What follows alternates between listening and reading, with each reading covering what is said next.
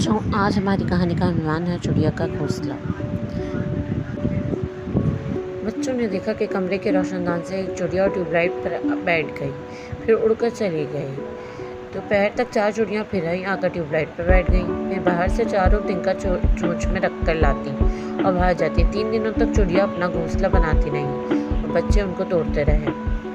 कई दिनों तक बच्चों और चिड़ियों की ये जंग जारी रही। चिड़िया घास फूस, तिनके, डोरी, रुई जो भी मिलता लाकर अपना घोंसला बनाती रही। बच्चे सुबह उसको देखते ही तोड़ना फेंकना शुरू हो जाते। बच्चे घोंसला तोड़कर फेंकने की बातचीत कर ही रहे थे कि उनकी माँ ने इधर उधर सुन लिया।